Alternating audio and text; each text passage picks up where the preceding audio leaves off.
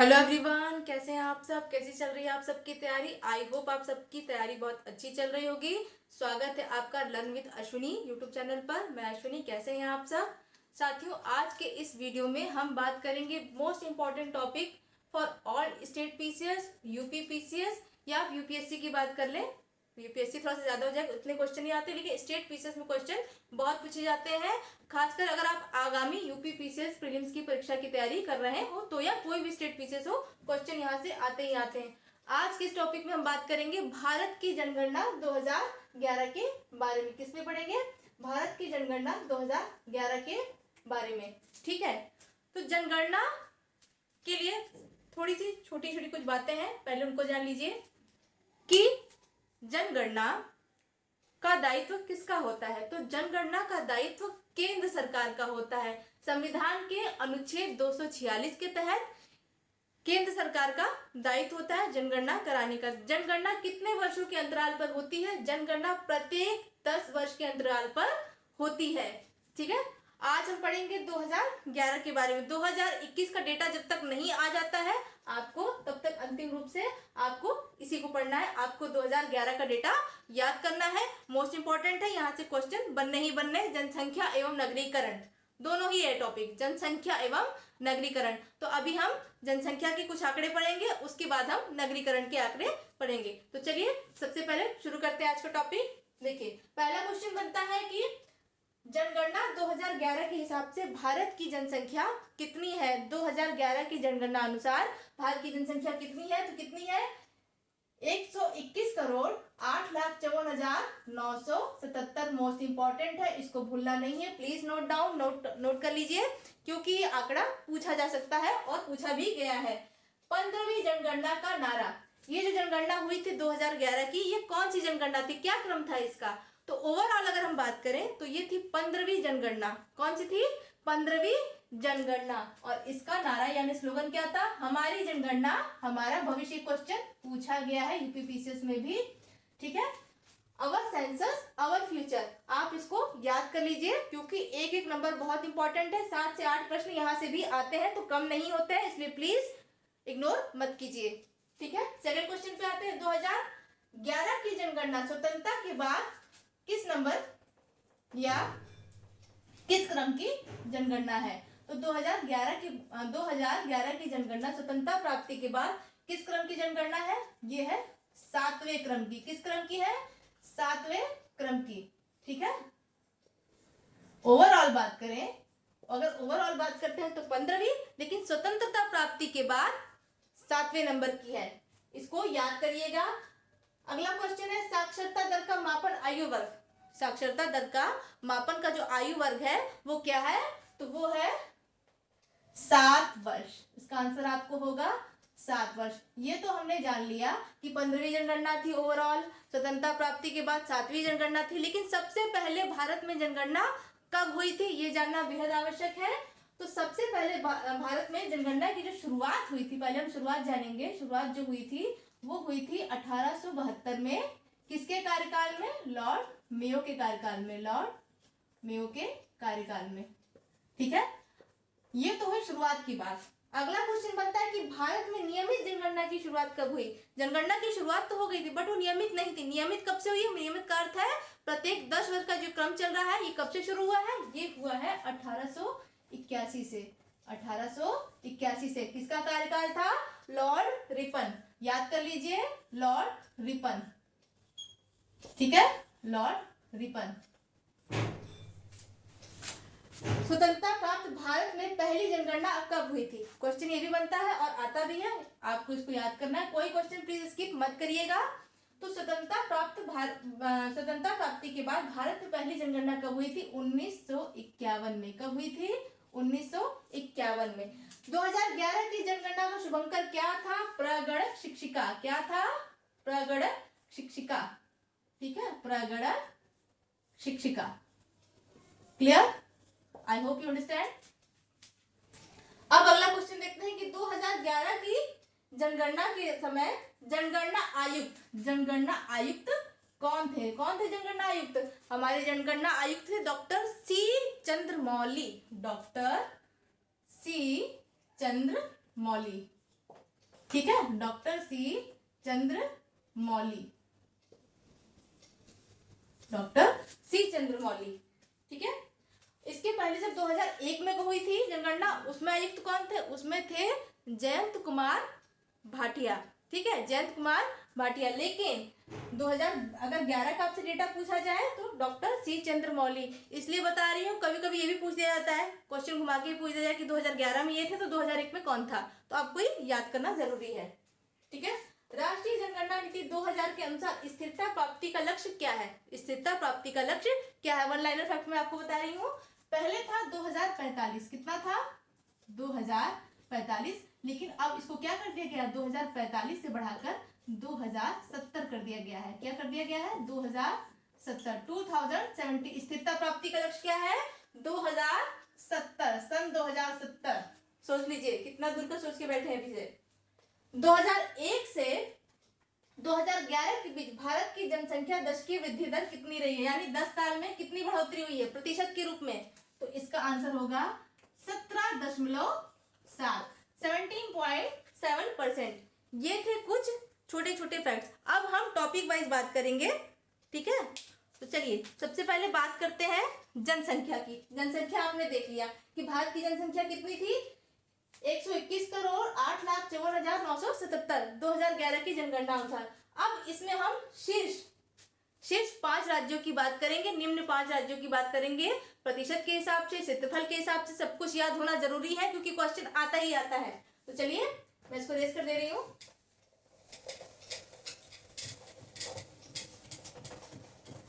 अब पहला टॉपिक हम बात करेंगे जनसंख्या, क्योंकि टॉपिक वाइज पढ़ते रहेंगे तो चीजें ज्यादा समझ में आएंगी। आप ऐसे वन लाइनर फैक्ट मत लिखिए। मैं आपको, अगर मेरा सजेशन मानिए, तो अगर आप जनगणना पढ़ रहे हो तो एक कॉपी पेन लीजिए। पहले आपने छोटा सा डेटा आपने लिख लिया, डेटा लिखने के बाद पहले पॉइंट वाइज, पहला पॉइंट आपने जनगणना डाल लिया इसकी। अब दूसरा पॉइंट आप डालिए जनसंख्या। ठीक है, जनसंख्या, सर्वाधिक व न्यूनतम जनसंख्या कहाँ की मापी गई है? तो सर्वाधिक जनसंख्या वाला राज्य स्तर पे बात हो रही है। केंद्र शासित प्रदेश की अलग बात होगी और राज्य स्तर पे अलग बात होगी। तो सर्वाधिक जनसंख्या कहाँ पे पाई गई है? सर्वाधिक जनसंख्या वाला जो राज्य है वो है आपका उत्तर प्रदेश।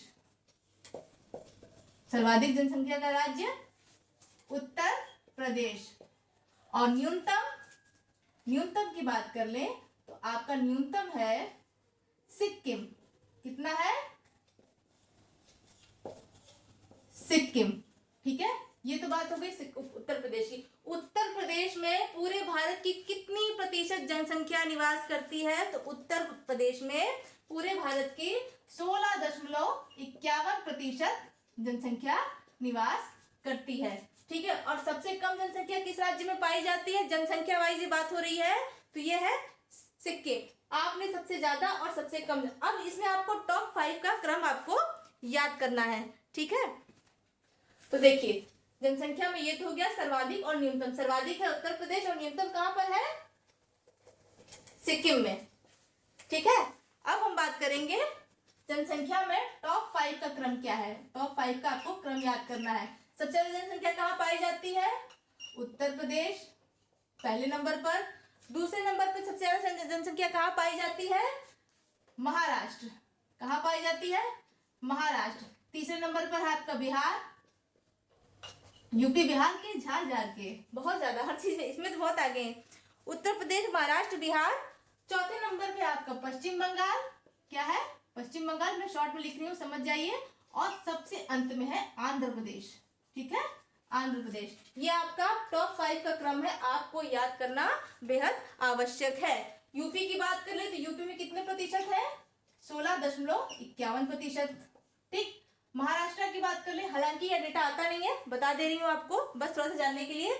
9.28% जनसंख्या निवास करती है। और सबसे अंत में आता है आंध्र प्रदेश। ठीक है, आंध्र प्रदेश में कितनी प्रतिशत जनसंख्या है? आंध्र प्रदेश में है 6.9%। ये तो हो गई जनसंख्या के राज्यों का क्रम। अब केंद्र शासित प्रदेशों की हम बात कर लें तो उसमें होगा केंद्र शासित प्रदेश का टॉप 5 का क्रम। केंद्र शासित प्रदेश टॉप 5। सबसे ज्यादा जनसंख्या अगर की बात की जाए तो किस केंद्र शासित प्रदेश में सबसे ज्यादा जनसंख्या निवास करती है, आप अंदाजा लगा सकते हैं। तो अंदाजा होगा आपका बिल्कुल सही, वो होगा दिल्ली, दिल्ली। दूसरे नंबर पे आपका आता है पुदुचेरी, दूसरे नंबर पर आपका आता है पुदुचेरी, ठीक है। और तीसरे नंबर की हम बात कर लें तो तीसरे नंबर पर आता है आपका चंडीगढ़, चौथे नंबर पे आपका आता है अंडमान, अंडमान निकोबार, ठीक है, अंडमान निकोबार, ठीक है। और सबसे अंत की बात की जाए तो सबसे अंत में आपका आता है दमन एवं दीव, दमन दीव, दमन दीव लिख लीजिए, ठीक है, दमन दीव। आपको इन सबको याद करना है। टॉप 5 का क्रम ये, टॉप 5 का क्रम ये, फर्स्ट पे यूपी, सेकंड पे महाराष्ट्र, थर्ड पे बिहार, चौथे पे पश्चिम बंगाल और पांचवे पर आंध्र प्रदेश। आपके यूपी में पूरे भारत की कितनी जनसंख्या निवास करती है? 16.51%, ठीक है। ये हो गया टॉप 5 का क्रम, ठीक। अब इसमें हम बात करेंगे क्षेत्रफल के हिसाब से। न्यूनतम मैंने आपको बताया था सिक्किम, अब क्षेत्रफल के हिसाब से हम बात करेंगे कि क्षेत्रफल वाइज अगर बात की जाए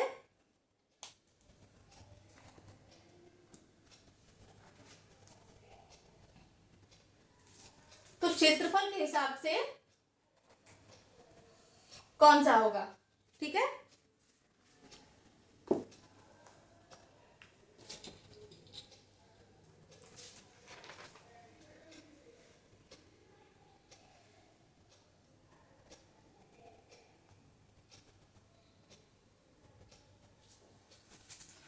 ये था क्षेत्रफल की बात, छोड़ते हैं। हमने अभी पढ़ा था जनसंख्या की सर्वाधिक वृद्धि। अब न्यूनतम वृद्धि कहां पर हुई है, ठीक है, न्यूनतम वृद्धि, न्यूनतम वृद्धि।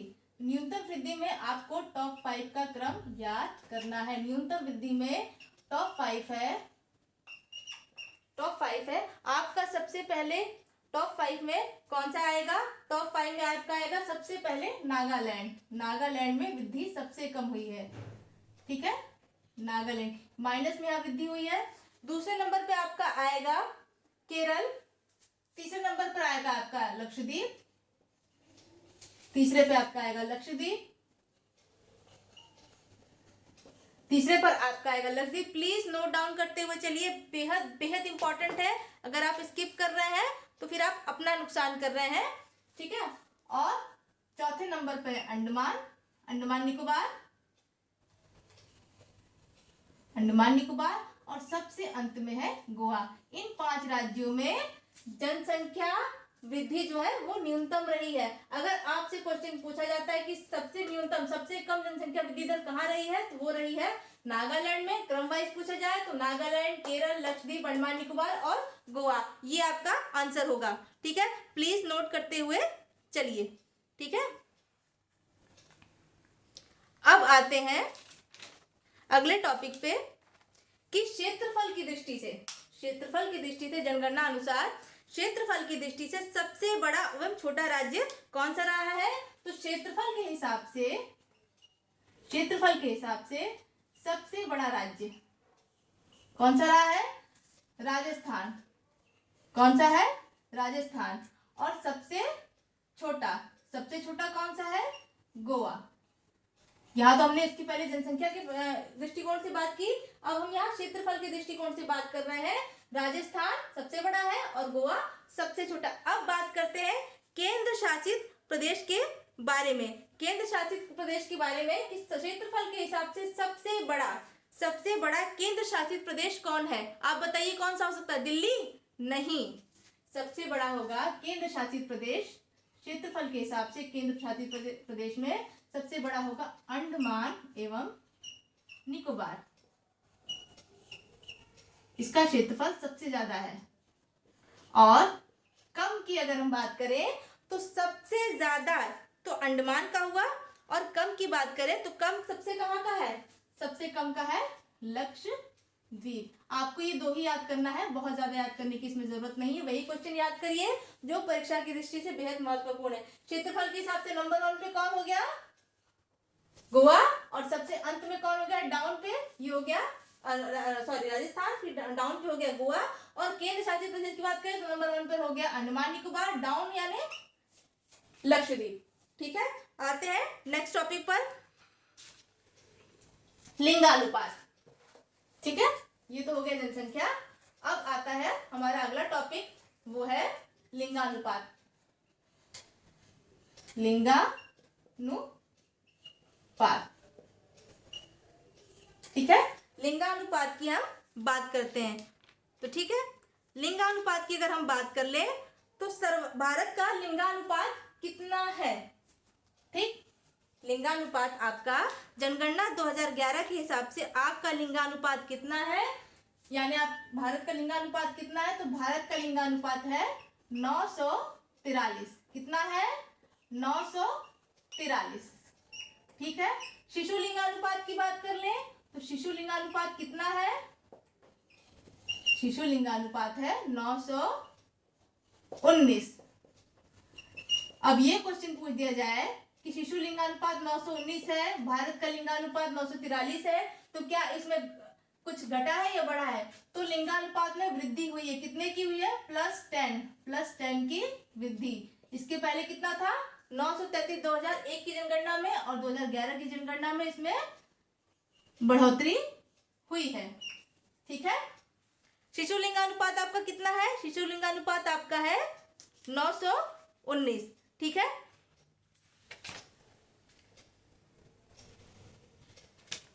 अब लिंगानुपात में हम बात करेंगे सबसे ज्यादा लिंगानुपात कहाँ का है? सर्वाधिक व न्यूनतम लिंगानुपात, सर्वाधिक व न्यूनतम लिंगानुपात, सर्वाधिक व न्यूनतम लिंगानुपात कहाँ का है? तो सर्वाधिक लिंगानुपात कहाँ का है? सर्वाधिक लिंगानुपात है केरल का, केरल का। ठीक है, कितना है? 1084। और न्यूनतम लिंगानुपात की बात करें तो वो है हरियाणा, हरियाणा यहां पर कितना है? 879, बहुत कम है। ठीक है, 879। आपको सबसे ज्यादा पूछा जाए तो केरल, सबसे कम हरियाणा। अब टॉप 5 का क्रम पूछा जाए कि टॉप 5 लिंगानुपात वाले राज्य, इनका क्रम क्या है ये भी आपको याद करना बेहद आवश्यक है। तो जैसा कि मैंने आप सभी को बताया, सबसे पहले नंबर पे कौन है? केरल, केरल। दूसरे नंबर पे क्या है? तमिलनाडु। साउथ का लिंगानुपात काफी अच्छा है इस मामले में। पढ़ाई की बात कर ले आप, साक्षरता दर की बात कर ले आप, लिंगानुपात की आप बात कर ले, आगे है साउथ भाई, केरल, तमिलनाडु। तीसरा है आंध्र प्रदेश, आंध्र प्रदेश। ठीक है, केरल, तमिलनाडु, तीसरा। टॉप 3 तो आपको जरूर याद करने हैं, प्लीज इसको याद करते हुए चलिए, केरल, तमिलनाडु, आंध्रा। चौथे नंबर पर है छत्तीसगढ़, और सबसे अंत में है मेघालय। क्या है? मेघालय। ये हो गया आपका टॉप 5 का क्रम। ठीक,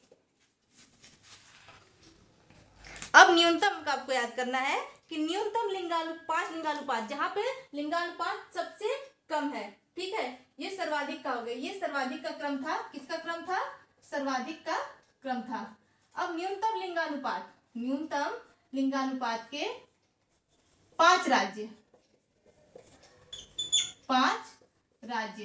तो सबसे पहले नंबर पे कौन होगा जहां का लिंगानुपात सबसे कम है? मैंने आपको बताया था हरियाणा, हरियाणा। ठीक, दूसरे नंबर पे हम बात कर ले जम्मू कश्मीर,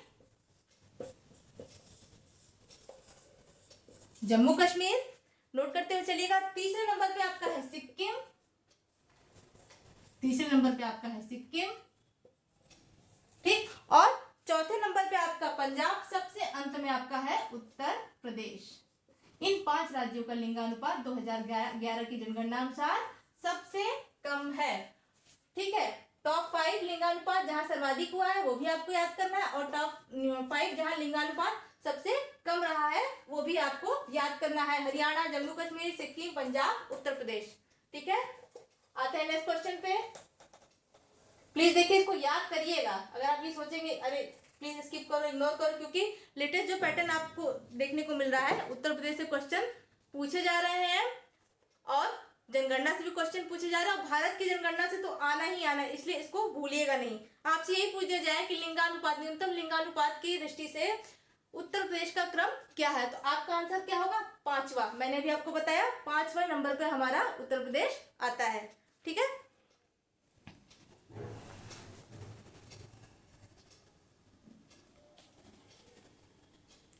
अब बात करते हैं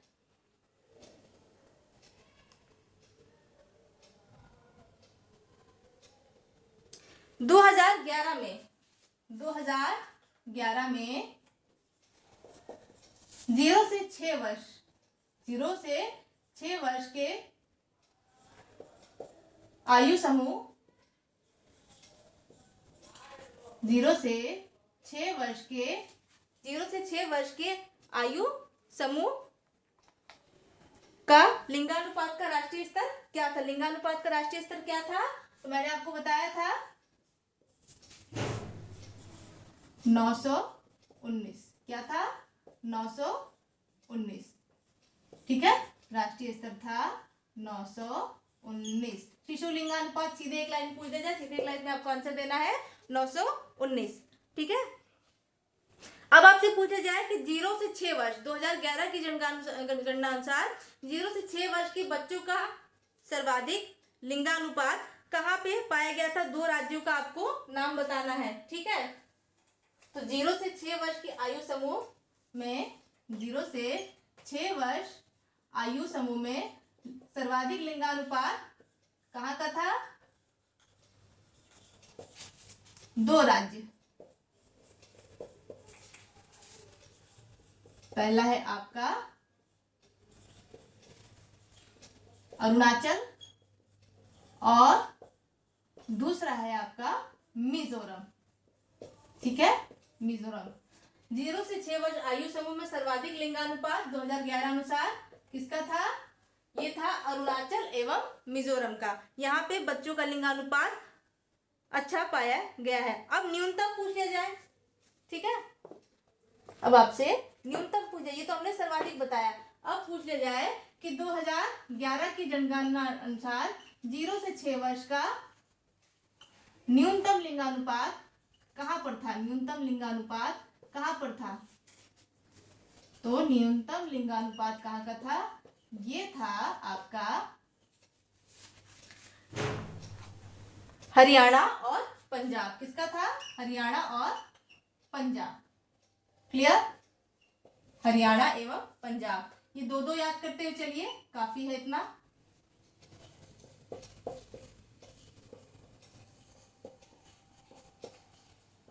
हरियाणा एवं पंजाब। ठीक है, अगला क्वेश्चन आप आता है आपसे कि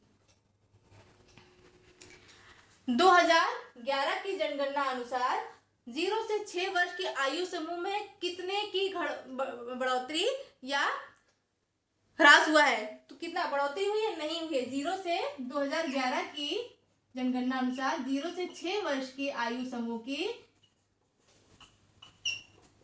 समूह के लिंगानुपात में बढ़ोतरी नहीं हुई है, बल्कि ये घटा है। कितना घटा है? कितनी की कमी हुई है लिंगानुपात में? -8 की। कितनी कमी हुई है? -8 की कमी हुई है। ठीक है, 2011 की जनगणना अनुसार 0 से 6 वर्ष की आयु समूह के लिंगानुपात में कितने की कमी हुई है? 8 की कमी हुई है। ठीक है, 8 पॉइंट ये नीचे आया है। अब अगला क्वेश्चन आता है स्वतंत्रता उपरांत आफ्टर इंडिपेंडेंस।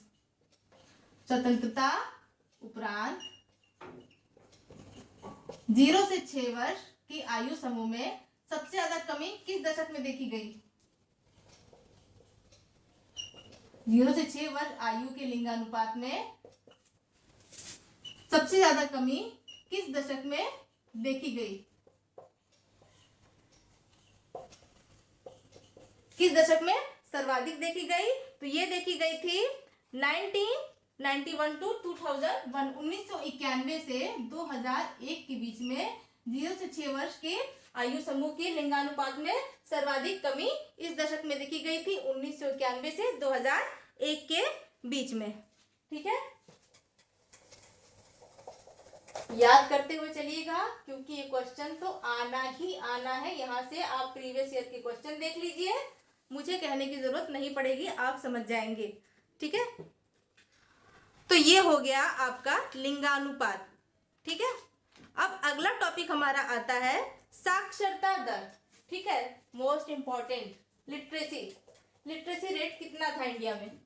साक्षरता दर।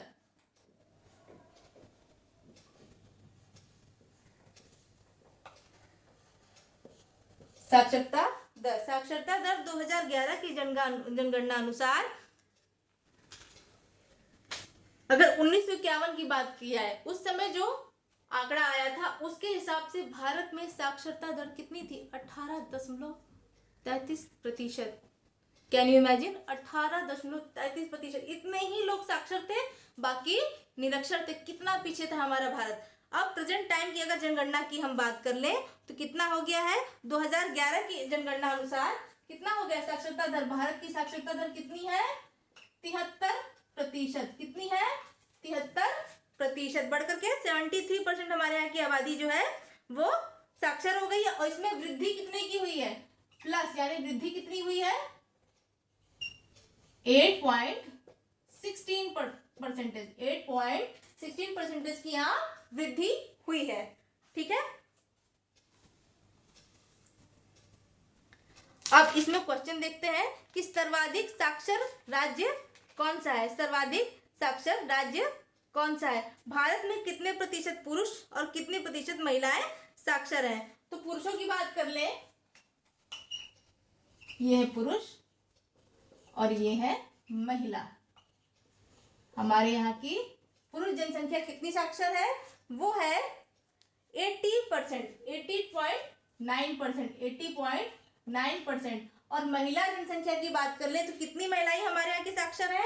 64.6, यानी 64.6%। ये हमारे यहाँ साक्षरता का स्तर। पूरी जनसंख्या में 80.9% पुरुष साक्षर है, 64.6% महिलाएं साक्षर है। अंतर अभी भी है, हालांकि अगर लेटेस्ट आंकड़ा अगर देखा जाए तो कुछ बढ़ा हुआ मिलेगा, लेकिन जब तक नहीं आता हमको यही याद करना है, आपको परीक्षा में यही आपको आंसर बताना है।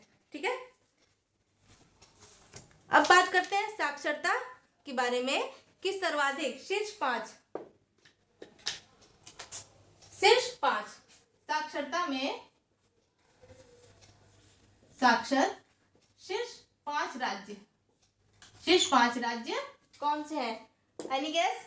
सबसे बड़ा गेस आप सभी को पता होगा, केरल। आंख मूंद के आप लोग बता सकते हैं, केरल पहले नंबर पर है। केरल। राज्यों की हम बात कर ले, केंद्र शासित राज्यों की अगर बात करेंगे तो उनका आंकड़ा अलग आएगा। दूसरे नंबर पर है मिजोरम।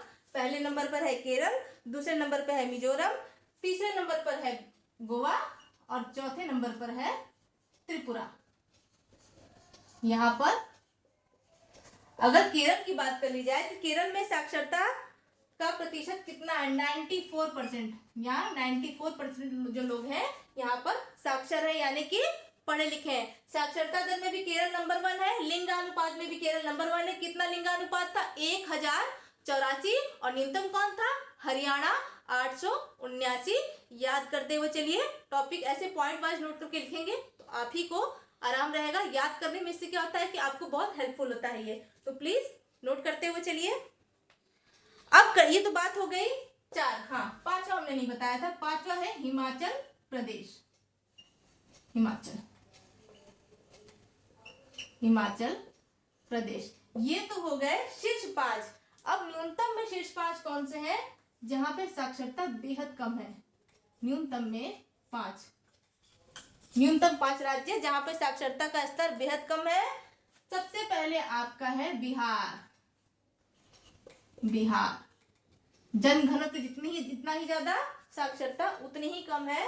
काफी पीछे है अभी, कोई बात नहीं, पढ़ेगा इंडिया तभी तो बढ़ेगा इंडिया। मेरा देश बदल रहा है, आगे बढ़ रहा है, पढ़ाई हो रही है, लोग पढ़ रहे हैं। हो सकता है कि अभी का जो डेटा है उसमें ये चीज आपको बदली हुई मिले, लेकिन फिलहाल अभी भी पीछे है। तो नंबर 1 कौन है न्यूनतम में? बिहार। दूसरे नंबर पर आपका अरुणाचल प्रदेश। तीसरे नंबर पर आपका राजस्थान। चौथे पे है आपका झारखंड। झारखंड किससे अलग होकर बना है? ये झारखंड किससे अलग होकर बना है? बिहार से ही अलग होकर बना है, तो चौथे नंबर पे आता है। और सबसे लास्ट में हम बात कर लें तो आंध्र प्रदेश। ठीक है,